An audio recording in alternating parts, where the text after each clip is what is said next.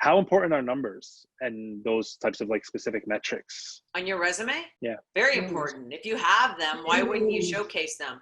Especially if the job is, it might not say exact numbers, right? Because everyone's KPIs are different depending on the size of a company and what your targets are and what your audience, all that stuff.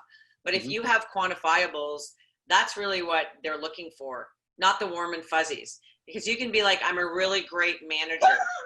And then that doesn't really mean anything. But I'm a great manager because I led 40 people, or I managed 35 people and the company moved 3 times and I was able to have 95% retention or something like that.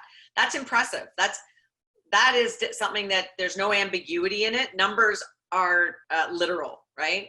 So I would suggest, doesn't mean everyone has to be a number, because a lot of times there's not a lot of experience, or you haven't had a senior role that you actually are responsible for numbers, right?